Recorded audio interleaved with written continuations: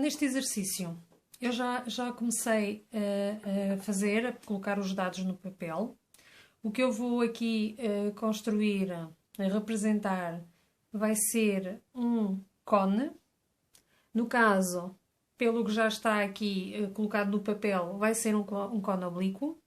Caso fosse um cone de revolução, estaria aqui o vértice, obrigatoriamente, porque considerando que isto é a base do cone, nós teríamos o vértice acima do centro da circunferência, com uma determinada altura, no caso, o vértice poderia estar abaixo da base. Como ele é um cone oblíquo, o que é que vai acontecer?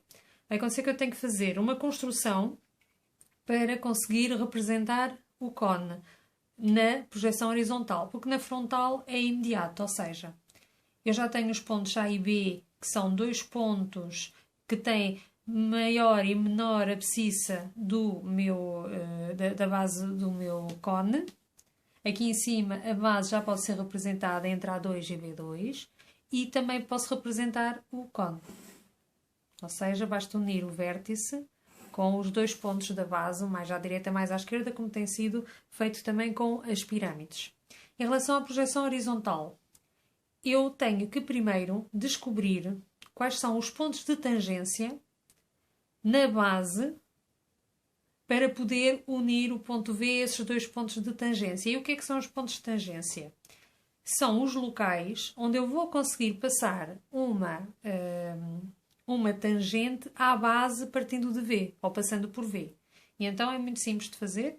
Basta unir O1 e V1, ou seja, o centro da base com o vértice, fazer uma mediatriz desse segmento, portanto, abertura mais no meio, centro em V e depois centro em O, o mesmo arco de um lado e do outro, onde os dois arcos se encontram. Aqui não se encontraram, mas eu vou prolongar o arco, portanto, não apostei grande o suficiente. Ao juntar os dois arcos, ao juntar os dois pontos que eu encontro um ponto médio, ou seja, o ponto que está à mesma distância de O e de V. E nesse ponto médio, coloco o meu compasso com abertura até ao centro da circunferência, encontro dois pontos na circunferência.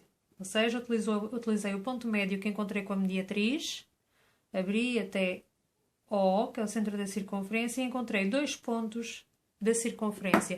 E esses dois pontos são os pontos de tangência. Ou seja, são os pontos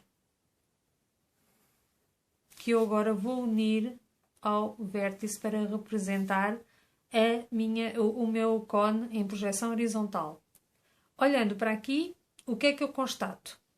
Em relação às invisibilidades, como a base está acima do vértice, a base é completamente visível, ou seja, quando eu vejo de cima, eu represento aqui em baixo. A projeção horizontal representa aquilo que se vê de cima. E então tudo isto está visível, ou seja, no final do exercício, eu já posso fazer, e à medida que vamos tendo mais experiência, também já podemos fazer logo no início. Ou seja, ir logo adivinhando como é que vai ser a visibilidade. Porque se o V estivesse aqui em cima, uma parte da circunferência, que seria esta, estaria invisível. Ou seja, teria que ficar a traço interrompido. Assim sendo, temos então a base toda visível e depois temos o vértice do cone desalinhado em relação à base. Logo, nós temos que encontrar a mediatriz, o ponto médio, depois do ponto médio encontrar dois pontos de tangência e unir então ao vértice para conseguir construir o nosso cone.